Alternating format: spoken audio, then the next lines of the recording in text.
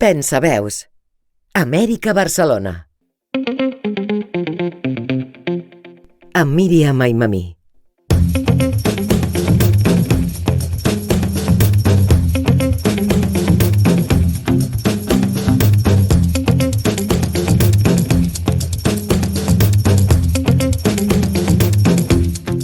Hi ha llocs que deixen l'empremta, fins i tot quan no hi naixem.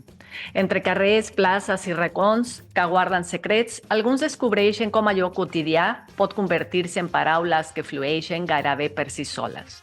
Viure lluny del que has conegut ofereix una mirada diferent. La distància ensenya a observar amb més detall, a escoltar el murmuri de l'inesperat i a sentir amb una intensitat que abans passava desapercebuda. En un espai diferent, cada gest, cada paraula, cada so i cada llum esdevé significatiu. Allò que semblava trivial es transforma en motiu de reflexió. Enmig d'aquest canvi sorgeix la història d'algú que va aprendre a habitar un altre lloc, a trobar en cada cantonada i en cada paisatge un motiu diferent per imaginar, per crear. És un recorregut per l'experiència de descobrir-se enmig del que és diferent, d'obrir-se a nous mons i de comprendre que de vegades canviar d'escenari no només altera la vista, sinó que permet apropar-se al propi des d'una altra mirada.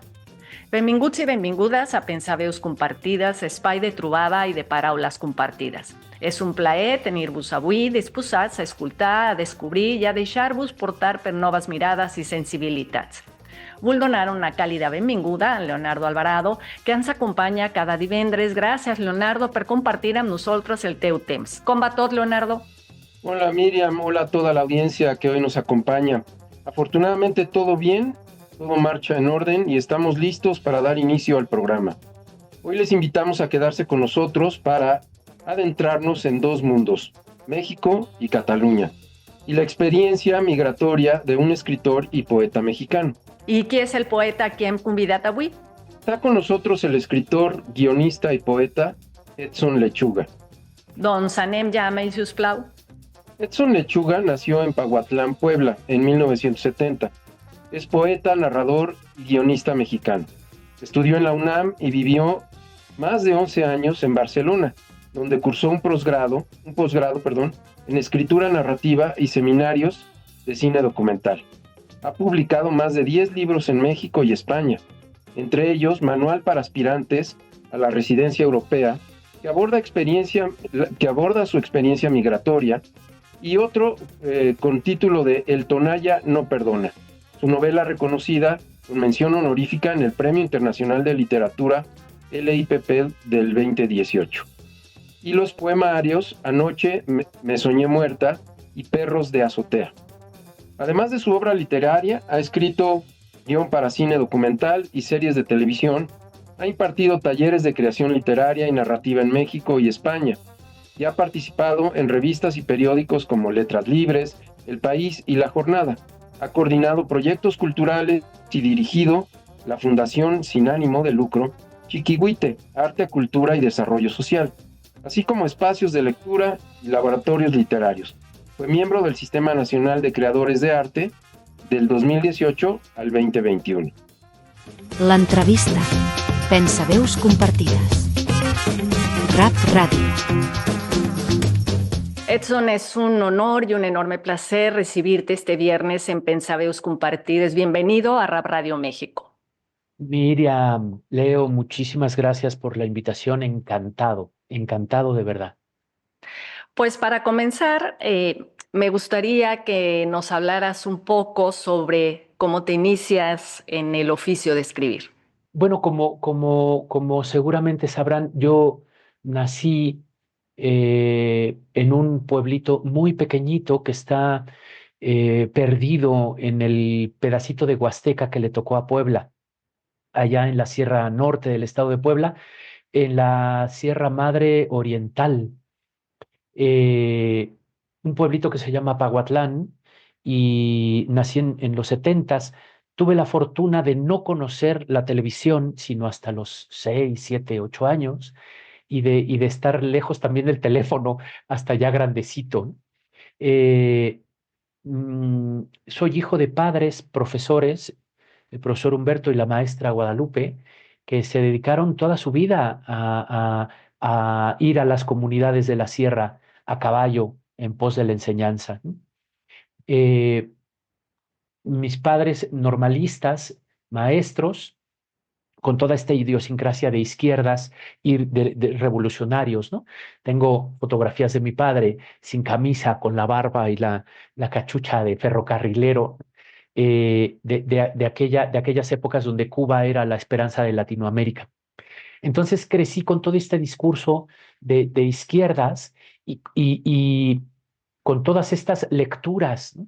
De los rusos, de Dostoyevsky, de Hermann Hesse, de Gabriel García Márquez, y con la trova cubana y el cante, el canto nuevo, Silvio Rodríguez, Pablo Milanés, Víctor Jara y Joan Manuel Serrat, que recuerdo alguna vez en una de estas reuniones que hacían, ¿no?, los sindicalistas en casa, escuchar unas canciones de alguien que hablaba en una lengua rara, que se parecía al castellano, al español, pero no era, y que quedó grabada en mi memoria y que 30 años después me vine a enterar de que era el catalán cuando aterricé, ¿no?, a finales del siglo pasado, principios de este siglo en Barcelona.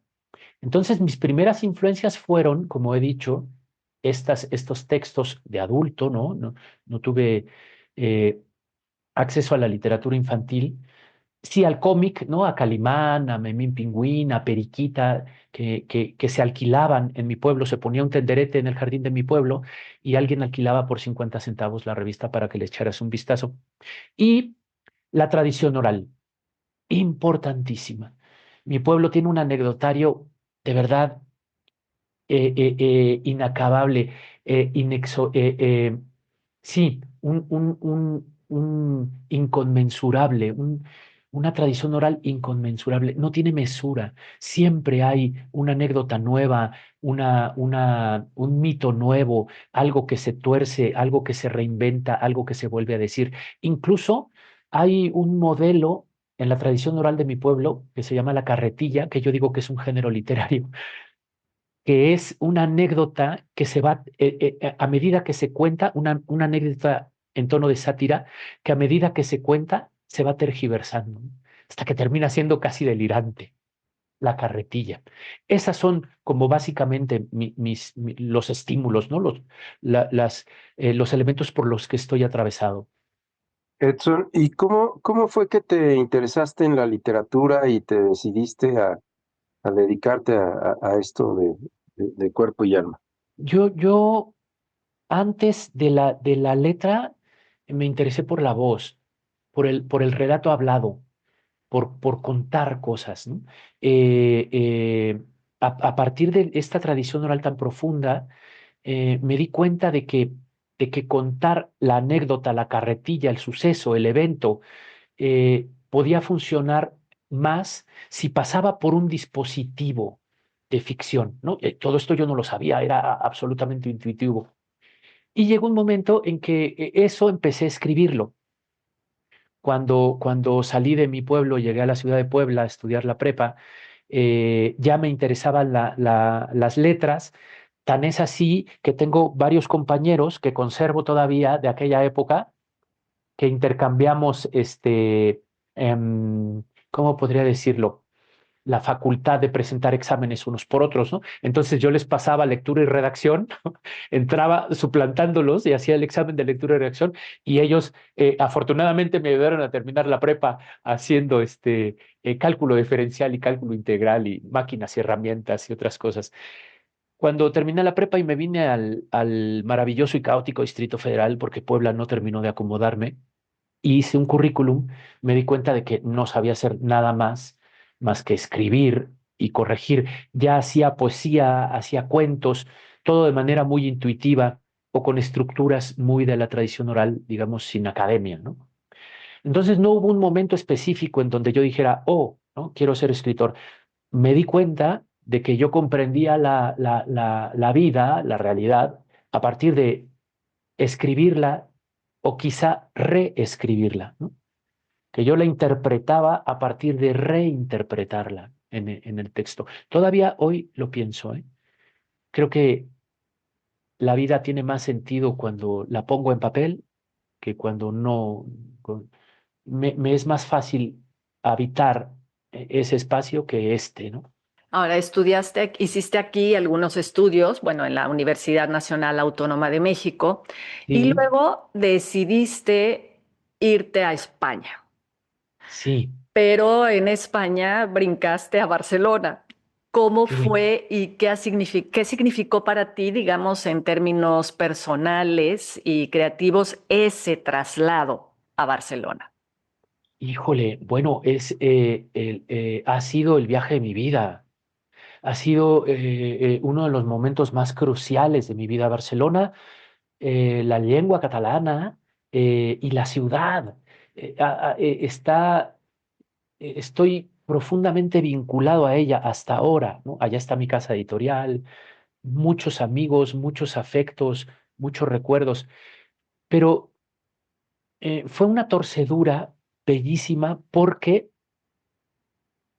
me dio, me dio la posibilidad de relacionarme con lo otro, absolutamente otro, ¿no? Yo había salido una vez del país a Estados Unidos, pero tenía pocos amigos extranjeros. El mundo era más pequeño, ¿no? Era más difícil conocer a gente extranjera. Tenía noticia de un par de japoneses que llegaron a mi pueblo a principios del siglo XX, ¿no? Sasuke Miyano, el doctor, pero era como mítico. Algún otro gringo que llegó a Pacuatlán en mi infancia, Tony Antinori, que eran personajes como míticos. Pero el contacto con alguien tan otro o con otra cosa tan otra, la tuve hasta llegar a Barcelona. Eh, Eso me colocó en este espacio tan bello del migrante, porque ser migrante te hace pensar profundamente en tu origen, en tu trayectoria y en tu identidad, ¿no? Eh, Gracias a esta migración, yo tuve la oportunidad de empezar a indagar en quién soy, en qué quiero, en qué deseo, en por qué soy mexicano, por qué soy poblano. Si hubiera nacido 200 kilómetros más al norte sería jarocho. Y si hubiera nacido no sé cuántos kilómetros más al sureste sería guatemalteco y tendría que venerar a otra bandera y a otros y morir por otros héroes, ¿no? Otra patria. Es decir, todo lo que no elegí como es la nacionalidad, el culto religioso, el género, ¿no? Estas cosas que vienen dadas, el proceso de ser migrante las puso en cuestión. Me dio afortunadamente la oportunidad de cuestionarlas. Y me di cuenta de que en el tránsito también hay origen, que de hecho lo interesante es el tránsito. Lo interesante es lo que hay en el cruce de cosas. Si yo estoy con mis iguales, no haré más que mirarme en el espejo y reafirmarlo. Es el logaritmo, ¿no? De las redes sociales. El mundo se va haciendo pequeño, pequeño, pequeño hasta que solo escuchas lo que quieres escuchar y punto. Esta cercanía y esta intersección con lo otro tan diferente me dio ese lugar incómodo, marginal, ¿no? De aprendizaje y de cuestionamientos profundos. Toda mi literatura cambió, por supuesto, ¿no? Todo lo que hacía, nuestras reivindicaciones patrióticas, porque antes de viajar yo pensaba que tener claro tu origen, yo soy paguateco, ¿no? Te daba, aunque sin quererlo o inconscientemente, una, un estatus moral como más digno, ¿no? Yo sí sé de dónde vengo, no tú, que no sabes si eres de aquí o de allá. Luego todo eso me lo tuve que comer. ¿Por qué? Porque me doy cuenta de que el quedarte fijo es mucho menos nutritivo, edificante, divertido, ¿no? Interesante que desfijarte, ¿no? Y cuestionarte. Así de importante Eh, Barcelona, este primer viaje, digamos. Dos preguntas. ¿Hubo algo que te llamara en especial para ir a Barcelona o fue una serie de circunstancias? Y la otra, ¿qué cosas encontraste en común qué cosas encontraste distintas y que además se convirtieron de alguna manera en fuente de inspiración para otros proyectos? Claro, mira, con respecto a la primera, yo quería irme del país porque tenía la intuición de que iba a escribir mejor o que iba a tener más oportunidades de publicar, porque en este país, como bien sabemos, los grupos, los gremios, las cúpulas de poder no solamente están en la política y en la economía, también están en la cultura. Hay, y los gremios literarios, ¿no? Y los grandes nombres. Y entonces, o te aclimatas o te aclichingas, ¿no? O te pones ahí, o no sé, y entrar como a esos guetos, a esos espacios tan cerrados, elitistas, con una serie de códigos, ¿no? Donde te aprueban o te reprueban para recibirte o no. Siempre te reciben como advenedizo y como sospechoso. Eh, y pues yo había como picado por aquí, trabajé en La Jornada, en algún otro periódico vespertino donde hacía los horóscopos, una época divertidísima. Y, y mi prima estaba en Europa, estaba en Alemania, y yo dije, bueno, me podría ir a Europa por 3 meses, que era lo que el permiso que me daba mi pasaporte, ¿no? Relaciones exteriores y estas cosas, extranjería. Dije, pues voy a ir. Pensaba también en Latinoamérica, y en Latinoamérica pensaba en Montevideo, pensaba en Uruguay, ¿no? Por esta capa revolucionaria, ¿no? Este discurso revolucionario. Al final terminó siendo España y terminó siendo Barcelona. Y contestando ahora a tu segunda pregunta, pasó algo bien interesante. Yo con los años me he dado cuenta de que el proceso de migración es un proceso muy complejo, que cuando te vas hay algo que te expulsa del lugar donde estás y hay algo que te atrae del lugar hacia donde vas, que no es aleatorio, que no es azaroso. Hay algo que te llama ahí, por eso llegas ahí, ¿no? Y hay algo que te echa del lugar donde estás, ¿no? Pero también hay algo que te detiene en el lugar donde estás. Hay algo que no te deja ir, ninguna migración es fácil, ¿no?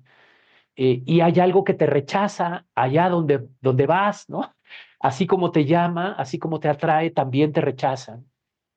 Y en medio de estas cuatro fuerzas, ¿no? Una que empuja y otra que jala, otra que convoca y que rechaza, en medio de estas cuatro fuerzas, como, como rebanada de queso de puerco, ¿no? De torta de estadio, ahí estás tú, ¿no? Metido, atravesado, emparedado por estas fuerzas, que luego me parecieron interesantísimas porque tuve que pensar qué me expulsaba de México, qué me atraía de Barcelona, qué me retenía en México y qué me expulsaba de Barcelona.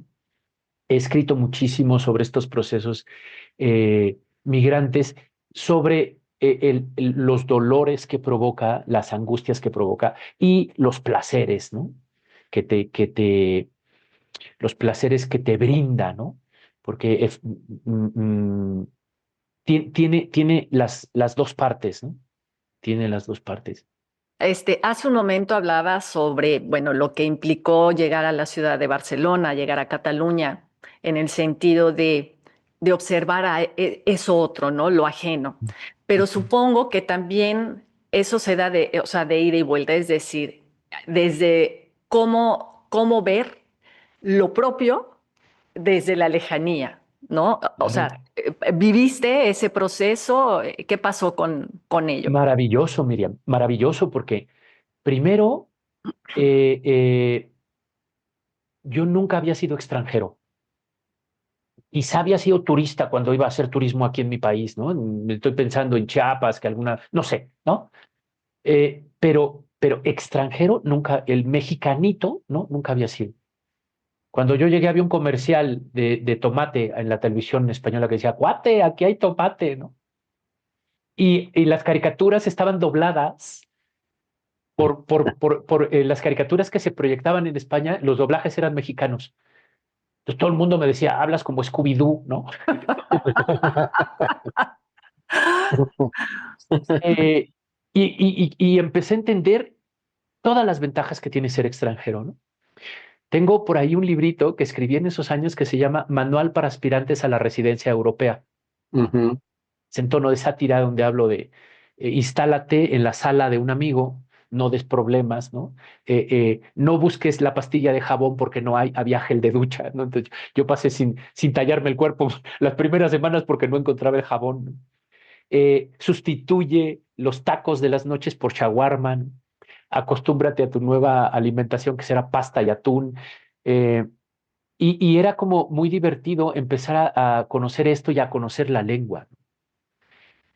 Eh, hasta ahora, lo más interesante que hay entre cuando una cosa toca con otra, no es la frontera, es lo que pasa en la frontera. Eso que se comunica ahí, no es el origen y el destino, sino esto que pasa en medio. Esta cosa de en medio me parece interesantísima. Y eh, porque, como bien decías, Miriam, te obliga a pensar en tu origen. ¿De dónde eres? De México. Hubo quien me preguntó, ¿y cómo son los jóvenes en México? Y yo decía, madre de Dios, no tengo idea, voy a pensarlo, ¿no? Eh, no sé, lo que más me gusta es el pipián. ¿Y qué diablos es el pipián? Ah, pues el pipián es una salsa que se hace con pepita de calabaza, ¿no? ¿Cuántos habitantes hay en tu ciudad, ¿no? Iba por Avenida Cuauhtémoc. ¿Y quién es Cuauhtémoc? ¿O qué es Cuauhtémoc? ¿Qué es esa cosa impronunciable, ¿no? Entonces, tuve que pensar mucho en mi universidad, en mi origen, en mi pueblo, en mi comida, en mis costumbres, en mis amistades, en mis códigos éticos, morales, de amistad, ¿no? En mis afectos, en cómo se manifiesta el afecto, la compañía, la solidaridad, ¿no? En las pelas, ¿no? Hubo quien me cobró 3 céntimos, ¿no? Oye, faltaron 3 céntimos del café que te pediste. Y yo me llevaba las manos a la cabeza, pero hubo también quien me los devolvió, ¿no? Ten los 20 céntimos que ayer pagaste, ¿no? Cosa que aquí en México, alguna vez en un bar pedí un café y dije, ¿me regalas un café? Y me dijeron, aquí no se regala nada. Claro, aquí en México tampoco, pero es una bonita Sí, manera de decir, ¿me regalas un claro. cafecito, no?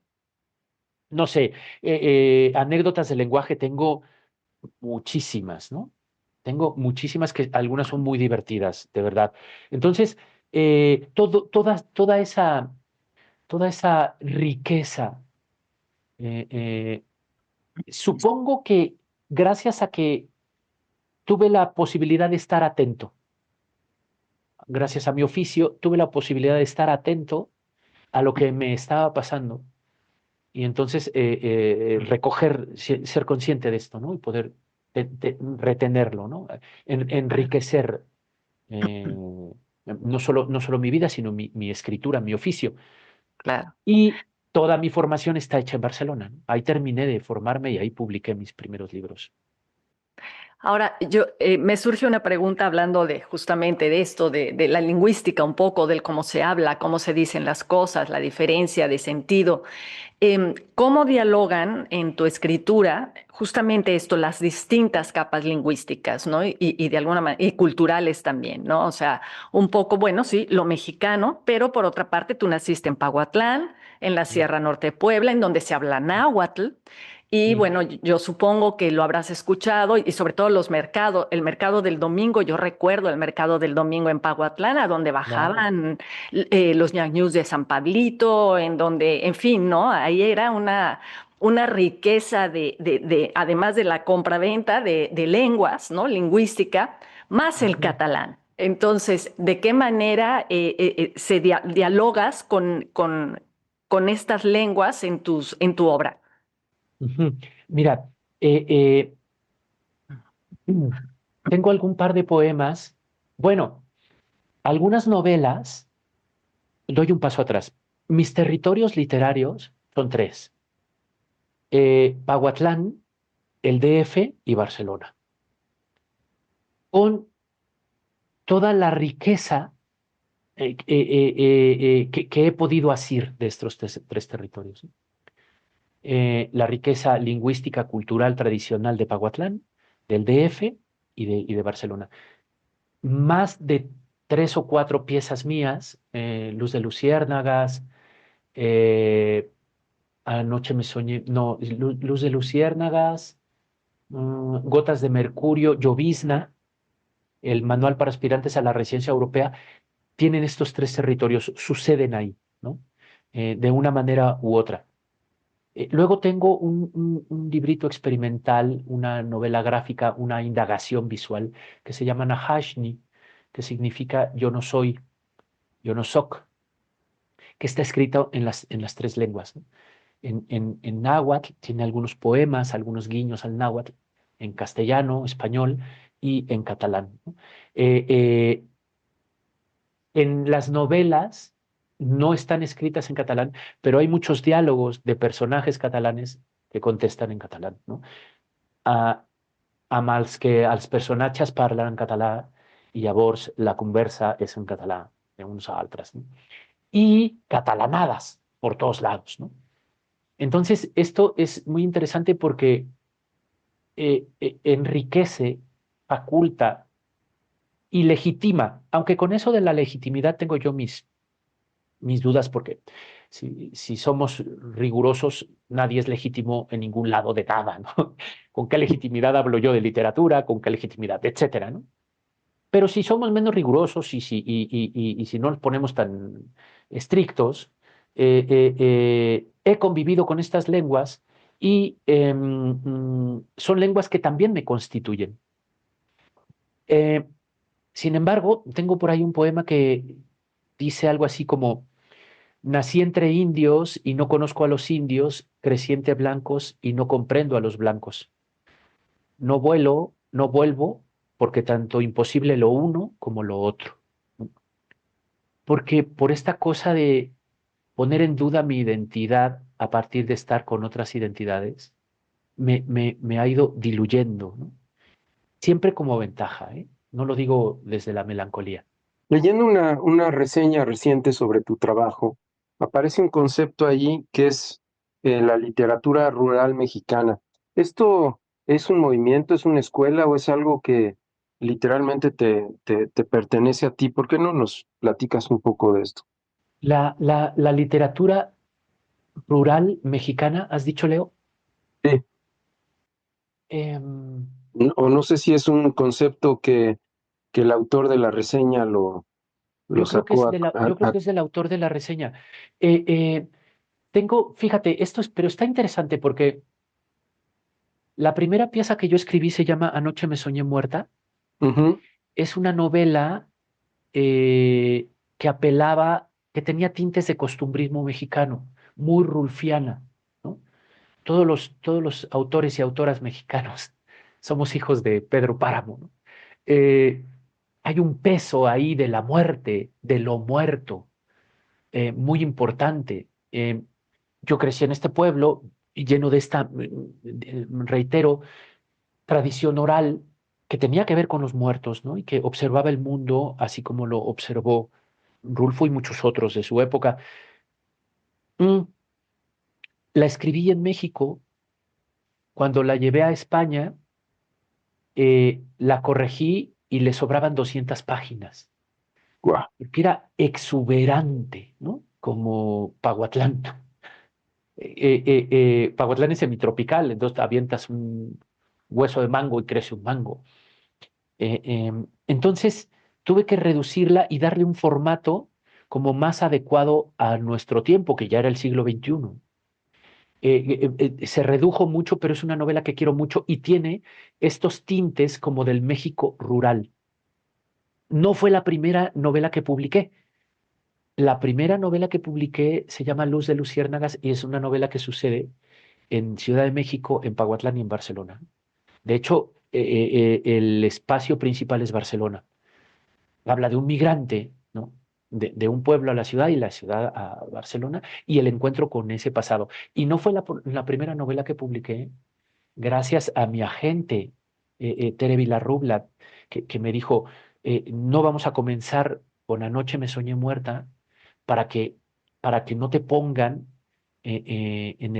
con los costumbristas mexicanos o con el realismo mágico, porque no estamos ahí, ¿no? Empecemos con esto. Eh, de cualquier manera, lo que escribo hoy por hoy sigue teniendo vínculos con Pahuatlán, ¿no? Todos mis personajes, si no es con Pahuatlán, es con la provincia, ¿no? De este país. La cultura popular mexicana me fascina, la baja cultura y la alta cultura. ¿De qué manera digamos, la distancia geográfica moldeó o ha moldeado tu mirada? Ya hablabas hace un momento sobre la cuestión de identidad y a ello voy, sobre la identidad mexicana, ¿no? ¿Y cómo crees que ese ojo que viene de fuera, ese ojo, digamos, extranjero, ¿no? Influye en la forma en que has, por ejemplo, construido personajes o tu narrativa, ¿no? ¿Cómo ha influido en tu narrativa? Qué bonita pregunta, porque como decían las líneas anteriores que leí, no vuelvo, no vuelo y no vuelvo porque tanto imposible lo uno como lo otro. Mm. Otra de las condiciones de la migración es que pone delante de tus narices la imposibilidad de volver. Nunca se puede volver. Parece que volvemos, pero cuando volvemos, lo que era ya no es y tú ya no eres. Encuentro con otra ciudad, con otros ejes viales, con otras maneras, con otras modas, ¿no? Y yo soy otro. Ya me desacostumbré a tal, ahora estoy acostumbrado a tal, ya no me gusta tal y ahora me gusta esto. Ya entiendo otros códigos, ya me río de otras cosas, ¿no? Y eso te pone en un lugar frágil, bellamente frágil. Claro, ¿qué es la identidad? ¿No? Tuve un blog durante muchos años, todavía anda por ahí perdido, que se llama Yo no soy Edson Lechuga.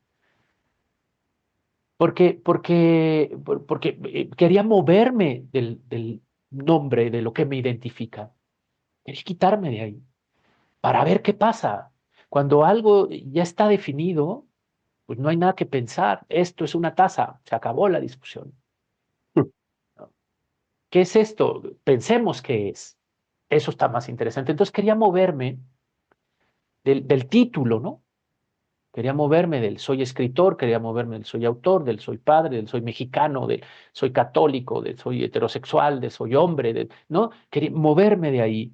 Y eso me llevó a escribir mucho al respecto, pensar mucho al respecto, y luego pensar en, en los nacionalismos literarios, digamos, ¿no? ¿Qué es la literatura mexicana? ¿Quién se atreve ¿no? a explicarla más allá de las categorías académicas? ¿Cómo problematizamos un Yuri Herrera, que es un autor nacido en Hidalgo, pero que lleva, no sé, 15 años viviendo en Nueva Orleans, me parece, y que ha escrito sus últimas piezas ahí y que con ellas ¿es un autor mexicano? ¿O es un autor chicano? ¿O es un autor mexicano que vive en Estados Unidos? ¿No? O los clásicos, ¿no? Aquel alemán que escribió y ganó premios por su literatura en inglés o en francés, ¿no? Es alemán, pero escribió en francés. ¿Es literatura francesa? ¿Es literatura alemana? Mm, tampoco me interesa la respuesta. Lo que me interesa es moverme de la designación y de la asignación. Y además creo que lo que menos le tiene que interesar a una autora, a un autor, es pensar en eso. Que ya piense la crítica. De cualquier manera, la crítica ya te pondrá en algún lugar. Ya te dirá el autor costumbrista, ¿no? Yo llegué cuando volví de España, empecé a darme cuenta de que era poblano, ¿no? En entrevistas, en radio, en periódicos, el autor poblano, y yo nunca ni por aquí había pasado por mi cabeza que fuera poblano, yo era paguateco. Sí, pero Paguatlán está dentro del estado de Puebla y el autor poblano. Y yo dije, pues voy a empezar a entender que soy poblano, porque además en España era el mexicanito, ¿no? Aquí nunca fui el mexicanito. Allá comencé a ser el mexicanito, ¿no? Entonces, eh, eh, es muy interesante este asunto de moverte de la designación, ¿no? De la catalogación, de la etiqueta. Y obviamente, toda esta experiencia de ser migrante, de rozarte con otras culturas, con otros códigos, como he dicho, va eh, sedimentándose en ti y va apareciendo en tu literatura, ¿no? No de la forma evidente, no es que haya un personaje catalán que parla en catalán, no, no, no. Eso es, digamos que lo evidente, que puede ser que sí, pero hacia abajo hay más sustancia, ¿no?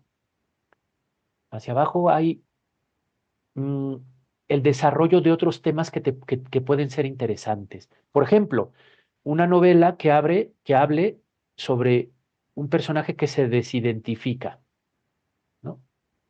Si yo me metiera en esa empresa, sería a consecuencia de mi estancia en Barcelona, por ejemplo, ¿no? Aunque sucediera en Sacazonapan, ¿eh?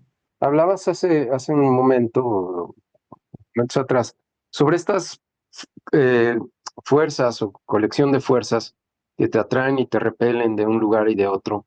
Y la pregunta que te haría es, ¿qué tan protegido o desprotegido llegaste a Barcelona, tanto desde el punto de vista instrumental, pragmático, más elemental, como emocionalmente? Qué bonita pregunta. Yo llegué a Barcelona con 320 euros y un lugar donde había 11 personas, entre suecos, italianos, catalanas, eh, que me dieron asilo, ¿no? En su sala, donde lo más privado que había era tu mochila, todo lo demás era compartido. Eh, y con la idea de estar los 3 meses que me permitía la legalidad, ¿no? Las relaciones exteriores o ¿no? La extranjería, las leyes de extranjería. Y dije, si dentro de 3 meses tengo o novia, o trabajo, o escuela, pues me quedo, ¿no? Y si no me voy. Pasaron los 3 meses, no tenía ni novia, ni trabajo, ni escuela, y me quedé más de una década, ¿no? El día que tenía que volver, mi vuelo salía a las 11 de la mañana y ese día desperté a las 4 de la tarde, porque además yo me quedé con el horario mexicano muchos meses. Una de las cosas sorprendentes, yo llegué en verano a Barcelona, finales de junio, todo estaba empezando a cerrar. Yo llegué con un currículum aquí para dar clases de narrativa y iba a las escuelas y decía, tancat per vacanzas. Y yo decía, en México, o sea, esto es primer mundo, ¿no? Aquí en México nadie cierra por vacaciones. ¿Qué es eso? Nadie cierra su panadería, su tlapalería, por vacaciones. No sé, una semana o dos o tres o cuatro, ¿no? Y todo cerrado y abrimos hasta finales de septiembre, mediados de septiembre, y yo decía, "Ay, ¿qué voy a comer mientras tanto? No, las noches son muy largas, ¿no? Hay mucha fiesta y yo con el horario de aquí, entonces fue como muy impactante, porque también yo en esa idea romántica del escritor que se exilia de su país y se va a un lugar apacible a escribir una novela, eso estaba en mi cabeza, ¿no? Pues voy a ir a un lugar apacible junto al Mediterráneo a escribir una novela. Me encontré a Barcelona en verano, ya me dirás tú, ¿no? Canción del verano, tema del verano, ropa del verano, toda esta cosa tan sorprendente. Tuve que empezar a ganarme la vida, cosa que no me fue difícil porque pues, estaba forjado en el Chilango, ¿no? En el DF, ¿no? Entonces, cuidé perros, cuidé niños, cuidé enfermos, cuidé viejitos, cuidé viejitas, reparé bicicletas, subarrendé mi habitación a los backpackers, me gané la vida repartiendo volantes, fui camarero, etcétera, etcétera, ¿no? Me gané la vida que tampoco me parecía un acto como heroico o como de tenacidad, ¿no? porque en el Chilango muchos años, mientras estaba en la universidad y tal, tenía que talonearle, ¿no? Tenía que talonearle. Claro. Entonces tampoco fue, hasta me parecía divertido, ¿no? Me pagaban en euros. Luego te das cuenta de que te están, ¿no? Explotando, de que te pagan muy poco, pero fue muy divertido. Fue muy divertido. No tengo ninguna queja al respecto. Y conocí a gente entrañabilísima, ¿no? Catalanes, catalanas muy entrañables que hasta el día de hoy conservo y quiero mucho, ¿no? Y además de una comunidad latina y mexicana importante. Eh, y luego me preguntabas como en lo práctico y luego en lo emocional, ¿no? O algo así era la pregunta. Ujú. Esto también está bien interesante porque siempre de que emigras te conviertes en sospechoso, Leo. Sospechoso del lugar de donde te vas y sospechoso al lugar a donde llegas. ¿Por qué se va este cabrón? ¿Qué no le gustó? ¿No? ¿Qué le hicimos? Sí. Hay una deserción, hay un abandono, ¿no? Ajá. Mi mamá, mi novia de aquel entonces me decían, ¿y por qué te vas, no? Y llegar, ya llegó el extranjero, el raro, ¿no? ¿Qué quiere? ¿Qué busca? ¿Qué pretende? ¿No? Cuídenle las manos. Ese es un estado, un estadio, una figura riquísima. Porque riquísima a nivel literario, Ujú. porque puedes siempre esconderte ahí detrás, ¿no? Puedes no terminar de mostrarte, puedes mantener Pahuatlán como una cosa mítica, no sé dónde, por allá, ¿no?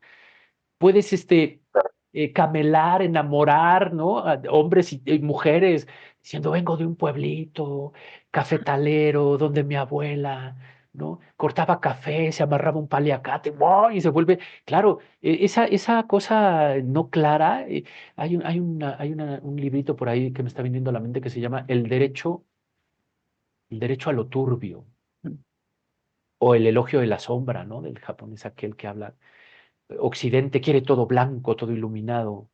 Oriente prefiere lo que no se aclara, que también tiene su encanto, ¿no? Ahí. ¿Cuáles fueron los, pues sí, los mayores desafíos, digamos, culturales y sociales que enfrentaste durante tu estancia en Barcelona y cómo los pudiste traducir o si los traduciste a tu escritura? Es que yo creo que no lo pasé mal, Miriam. Ujú, A ver, hubo años, meses, en donde no pagaba el alquiler, en donde tenía deudas importantes, en donde estaba cabrón, ¿no? Recuerdo ujú, alguna vez estar yo levantaba encuestas a puerta fría y me mm, mandaron al interior a Cervera, al interior de Barcelona, de Cataluña, y me pagaban a 4 euros cada encuesta, ¿no? Como de 6 páginas. Era sobre iluminación, qué tipo de bombilla usa, cuánto tiempo la tiene prendida, ¿no? Entonces, ir tocando puertas, perdone, ¿no? Y te cerraran la puerta y te cerraran la puerta, para que yo salvara mi día, digamos, entre el billete del tren, un bocata, una Coca-Cola y algo para la renta, ¿no? Tenía que levantar, no sé si 6 encuestas al día o 8 encuestas al día. Llegué a Cervera a las 9 de la mañana, eran las 4 de la tarde y no llevaba ninguna. Y me había comprado bocata y había ido a la fuente a beber agua. Me senté en una banqueta y dije, yo, ¿qué chingados estoy haciendo aquí? Si mi mamacita linda me estaría dando un caldito de pollo, ¿no? Porque, ¿sabes? Mi madre, cada vez de que me llamaba, me decía, ¿ya comiste? ¿No? Está muy latinoamericana, ¿no? Y yo decía, ¿qué chingados estoy haciendo aquí? Estoy aquí sentado en una pinche banqueta, rayo del sol, mal desayunado, con esta angustia, pero pese a eso, no tenía una sensación como de ser ese modelo de migrante que de verdad lo pasa mal, ¿no? También hay que decir que la migración hacia el gabacho, la migración mexicana hacia Estados Unidos, no tiene nada que ver con la migración hacia Europa, ¿no? Nunca me sentí acechado, observado, ¿cómo se dice esto? Cuando te espiado, ¿no? Por la policía. El día que se venció mi pasaporte, al día siguiente, iba caminando por la calle, vi un mozo, un guardia, y me acerqué.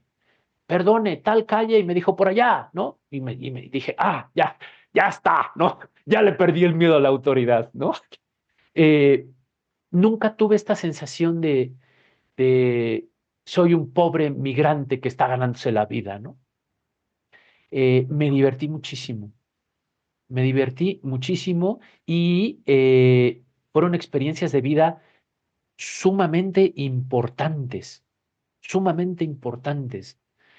que todas han calado y han sedimentado y han terminado manifiestas, ¿no? En mi literatura. Allá apostó alguien por mí, ¿no? Porque yo en este asunto de ganarme la vida, mis cuentos, empecé a buscar foros donde pudiera hacer lecturas dramatizadas, ¿no? Como teatro en atril. Y entonces muchos años me dio de comer la lectura en voz alta.